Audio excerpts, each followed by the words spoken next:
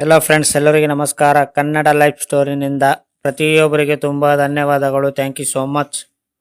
ನಾನು ಈ ವಿಷಯವನ್ನು ಹೇಗೆ ಅರಿತಿರುವೆ ಅಂದರೆ, ನಾನು ಈ ಬಗೆಯ ಜನರನ್ನು ನಿಯುಕ್ತ ಮಾಡುತ್ತಿರುವುದರಿಂದ ಅವರಂತೂ ಅನವರತೆ ಖರ್ಚನ್ನು ಕಡಿಮೆ ಮಾಡುವ ಮತ್ತು ಭಾವನೆಯನ್ನು ಹೆಚ್ಚಿಸುವ ಬಗೆಯೇ ಯೋಚಿಸುತ್ತಿರುತ್ತಾರೆ.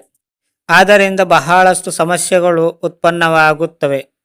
ಹಾಗೆ ಮಾಡುವುದು ಮುಹೂರ್ತದ ಪೂರ್ಣವಾಗಿದೆ. ಹೆಚ್ಚಿನ ಜನರಿಗೆ ಈ ವಿಷಯದ ಅರಿವಿರುತ್ತದೆ, ಆದರೆ ಇದು ಕೂಡ ಪೂರ್ತಿ ಚಿತ್ರವನ್ನು ನೀಡುವುದಿಲ್ಲ. ಶ್ರೀಮಂತ ಡ್ಯಾಡ್ ಸಿಟ್ಟಿನಿಂದ ಮುಂದುವರೆಸಿದರು.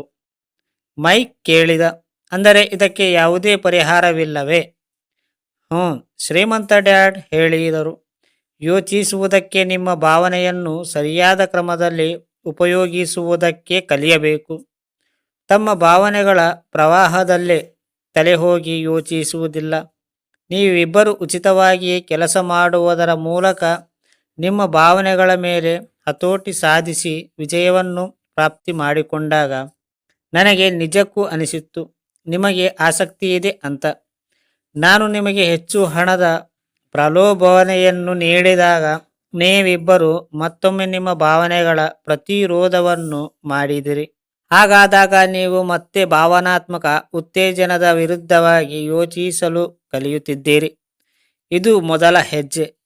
ಈ ಹೆಜ್ಜೆ ಅಷ್ಟೊಂದು ಮಹತ್ವಕ್ಕೆ ನಾನು ಕೇಳಿದೆ.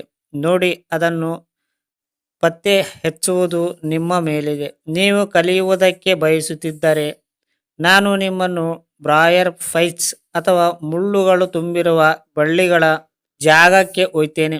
ಅದು ಎಂತಹ ಜಾಗವೆಂದರೆ ಅಲ್ಲಿ ಹೋಗುವುದಕ್ಕೆ ಪ್ರತಿಯೊಬ್ಬರೂ ಕಾತರಿಸಿರುತ್ತಾರೆ.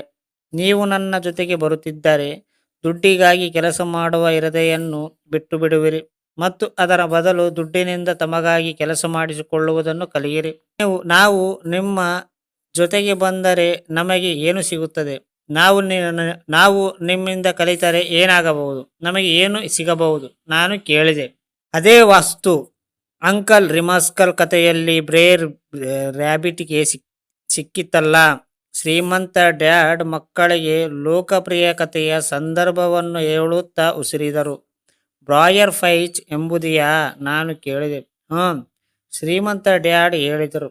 ಬ್ರಾಯರ್ ಫೈಸ್ ಅಂದರೆ ನಮ್ಮ ಭಯ ಮತ್ತು ಲೋಭ ತನ್ನ ಸ್ವತಃ ವಿಚಾರಗಳನ್ನು ಆಯ್ಕೆ ಮಾಡಿ ಭಯ, ದೌರ್ಬಲ್ಯ ಮತ್ತು ಅವಶ್ಯಕತೆಗಳನ್ನು ಎದುರಿಸಿ ಹೊರಹಾಕುವ ವಿಧಾನ. ತಮ್ಮ ವಿಚಾರಗಳನ್ನು ಆಯ್ಕೆ ಮಾಡುವ. ಮೈಕ್ ಹೈರಾಣಗಾಗಿ ಕೇಳಿದ. ನಮ್ಮ ಭಾವನೆಗಳ ಮೇಲೆ ಪ್ರತಿಕ್ರಿಯಿಸುತ್ತಾ ಕೂರುವ ಬದಲು ಈ ಆಯ್ಕೆಯನ್ನು ನಾವು ಯೋಚಿಸಬಹುದು. ನಾನು ಯಾವತ್ತೂ ನನ್ನ ವಿಚಾರಗಳನ್ನು ಮತ್ತು ನನ್ನ ಭಾವನೆಗಳನ್ನು ನಿಯಂತ್ರಿಸಲು ಪ್ರಯತ್ನ ಮಾಡುತ್ತೇನೆ. ಇದನ್ನು ನನ್ನ ಜೀವನದಲ್ಲಿ ಪದೇ ಪದೇ ನೋಡುತ್ತಿದ್ದೇನೆ. ಯಾವಾಗೆಲ್ಲ ಭಾವನೆ ಮೇಲಕ್ಕೆ ಹೋಗುತ್ತದೆ, ಬುದ್ಧಿ ಕೇಳಕ್ಕೆ ಬರುತ್ತದೆ. ಅರ್ಥ ಆಯ್ತಾ ಫ್ರೆಂಡ್ಸ್? ಇಲ್ಲಿಯವರೆಗೆ ಕೇಳಿದ ಪ್ರತಿಯೊಬ್ಬರಿಗೆ ತುಂಬ ಧನ್ಯವಾದಗಳು. Thank you so much.